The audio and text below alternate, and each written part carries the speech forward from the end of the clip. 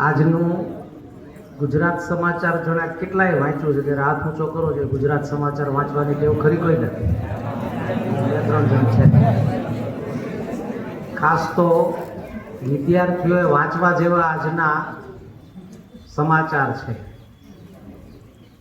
અને બહુ મોટા અક્ષરે પહેલા પાના ઉપર આજે આવ્યું છે.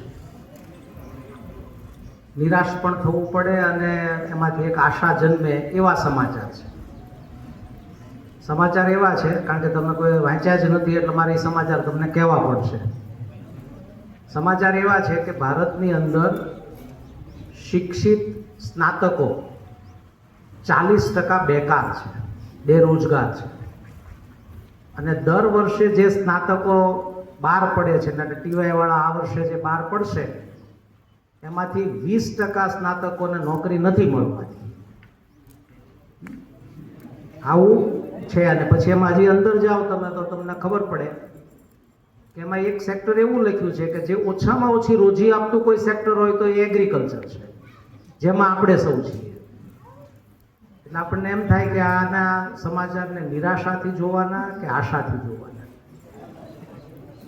કારણ કે આપણે ત્યાં જે શિક્ષણ તમને મળ્યું છે, 3 વર્ષ તમે અહીંયા રહ્યા છો ને રહીને પડ્યા છો, એટલે આપણે હંમેશા કહીએ છીએ કે આપણી જેવી ગ્રામ વિદ્યાપીઠો જે શિક્ષણ આપે છે એ શિક્ષણ માત્ર છે એ તમને સ્નાતક કરવા માટેનું શિક્ષણ નથી, તમને જીવન શિક્ષણ આપીએ છીએ. એટલે અહીંયા તમને છાત્રાલયમાં આવશ્યક રહેવાનું છે તમારે.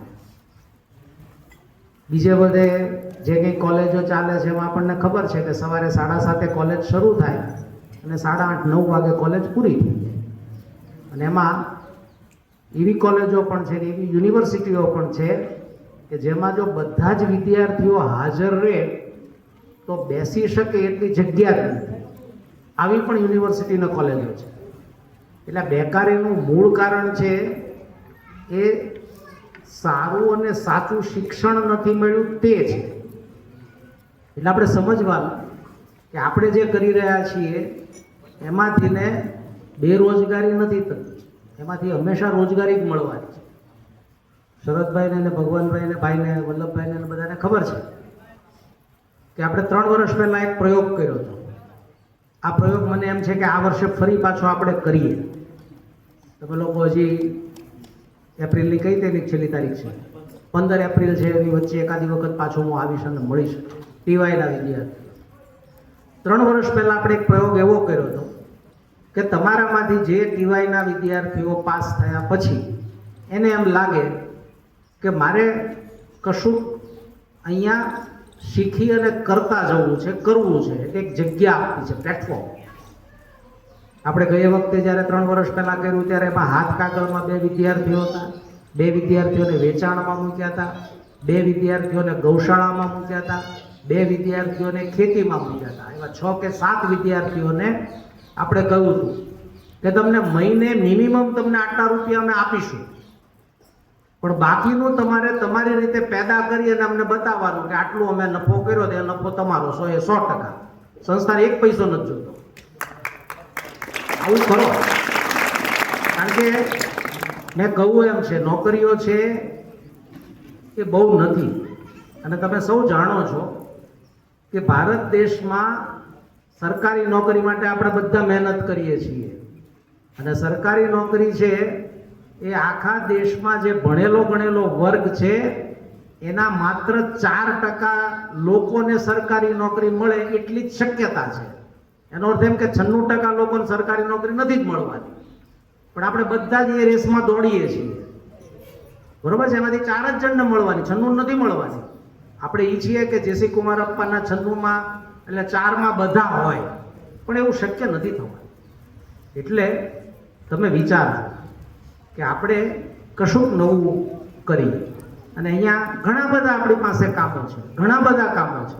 દાખલા તરીકે હું તમને કહું કે આપણે ત્યાં છે એ સાબુ વિભાગ નાનો એવો છે, સરખો નથી ચાલતો. તમારામાં જો શક્તિ હોય તો આપણે સરસ ચલાવીએ.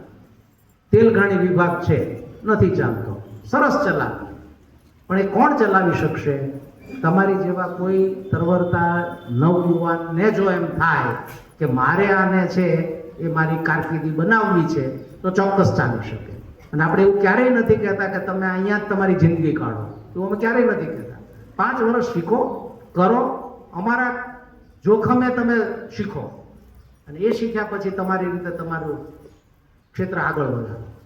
એટલે જે ટીવાયમાં વિદ્યાર્થીઓ છે અને FYSYમાં જે વિદ્યાર્થીઓ છે, હું હંમેશા કહું છું કે આપણો પ્લાન એ, આપણા મા બાપે આપણને અહીંયા એટલા માટે મોકલ્યા છે કે તમે સારી નોકરી મળે. તમે પણ એટલા માટે આવ્યા છો કે તમને સારી નોકરી મળે. ચોક્કસ આપણો પ્લાન એ આ છે. મળી જાય તો ઉત્તમ, આપણને એમાં વાંધો જ નહીં. પણ બીજો પ્લાન બી આપણી પાસે હોવો જોઈએ કે માનો કે આપણને નોકરી ના મળી તો હું શું કરીશ, એવું આપણે ક્યારેય નથી વિચારતા. બધા એક જ રેસમાં દોડીએ છીએ. અને એને કારણે તમે જુઓ છો કે આખી દુનિયામાં સૌથી વધારે ભારતની અંદર યુવાનોની આત્મહત્યા છે. આખી દુનિયામાં સૌથી વધારે યુવાનોની આત્મહત્યા આપણા દેશમાં છે. અને એનું કારણ આ છે, કારણ કે આપણે કોઈ નક્કી નથી. એક જ વસ્તુ નક્કી છે કે સરકારી નોકરી કરવી છે, પણ પછી બી પ્લાન નથી, સી પ્લાન નથી. જરૂરી નથી કે તમે જેવું ઈચ્છો એવું થાય જ. એટલે આપણામાં આપણી આ તૈયારીઓ હોવી જોઈએ કે એ ના થાય તો બી આ, એ ના થાય તો સી આ. આટલું તો આપણે FYSY થી શરૂ કરવું જોઈએ ને એ રીતે આપણી તાલીમો કરવી જોઈએ. ભૂતકાળમાં મેં અહીંયા કહ્યું છે અને ફરી કહું તમને, હું તો લોકભારતી યુનિવર્સિટીમાં મેં ઇન્ટર્નશીપમાં અત્યારે સમર ઇન્ટર્નશીપની અંદર ઓછામાં ઓછા લગભગ 30 થી 35 છોકરાઓને મોકલવાના છે. સ્વેચ્છાએ પોતાની રીતે શીખવાનું છે. અને નવાઈ લાગશે તમને કે અમારે જે યુનિવર્સિટી છે એ યુનિવર્સિટીમાંથી જે બહાર પડે છે દર વર્ષે 100 કે 125 વિદ્યાર્થીઓ, તેમાંથી ઓછામાં ઓછા 6 થી 7 વિદ્યાર્થીઓ ટીવાયમાં બહાર પડે એટલે એનો ધંધો કરતો હોય છે, કંઈક કામ કરતો હોય છે. તો આ શક્ય છે. એટલે તમે જે FYSYમાં મિત્રો છે એને પણ મારે કહેવાનું કે અત્યારે ઉનાળા દરમિયાન આપણી પાસે 2 મહિના વેકેશનના હશે. આપણે કંઈ બહુ ખેતીની અંદર એ દિવસોમાં ખેતીમાં કામ જ ના હોય, એટલે હાવ રખડવાના છીએ. તો એની જગ્યાએ જો તમને ઈચ્છા થાય કે ભાઈ મારો વિષય ગોપાલન છે તો મારે છે કોઈક સરસ ગૌશાળા હોય એમાં 1 મહિનો જઈ અને મારે શીખવું છે, તો આવું શીખવું પડશે. એટલે ભાઈ કહેતા હતા કે જિંદગીમાં શીખ્યા તો કરવું જ પડશે. એટલે ક્યારેય એવું નહીં માનવું કે આપણે સ્નાતક થઈ ગયા એટલે હવે ભણવાનું શીખવાનું બંધ.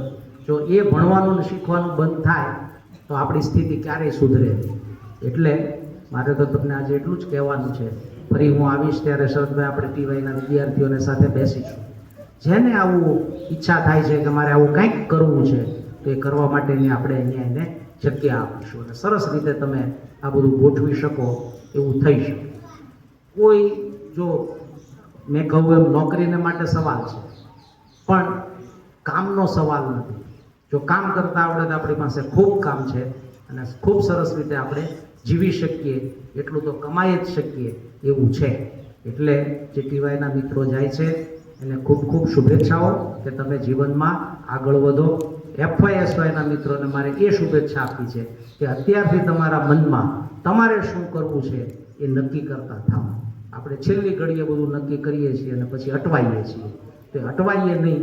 એટલે FYSYના મિત્રોને મારી વિનંતી કે અત્યારથી આપણે નક્કી કરીએ કે મારે આ પ્રકારનું કંઈક કામ કરવું છે ને એને માટેની તાલીમ લઈએ. મારે તમને કહેવું જોઈએ કે ઘણા બધા મિત્રોને એગ્રો સેન્ટર ખોલવા હોય છે. તો એગ્રો સેન્ટર જો નવું ખોલવું હોય તો એની પણ તાલીમ જોઈએ ને. આપણે કંઈ અહીંયા BRSમાં એગ્રો સેન્ટરનું તો ભણાવતા નથી તમને. તો એવા સેન્ટરો પણ છે ને જ્યાં આપણે મોકલીએ છીએ વિદ્યાર્થીઓને. તમે જો કહેશો તો હું તમને મોકલીશ કે ભાઈ આ 2 જગ્યાએ તમે સારા એગ્રો સેન્ટર ચાલે છે ત્યાં 1 મહિનો રહો અને જુઓ કે કઈ રીતે એગ્રો સેન્ટર સારું ચાલે. કારણ કે આ બધું શીખવું પડશે, શીખ્યા વગર કશું થવાનું નથી. એટલે ફરીથી આ શીખવાની પ્રક્રિયામાં ભગવાન તમને સૌને મદદ કરે એવી શુભેચ્છાઓ.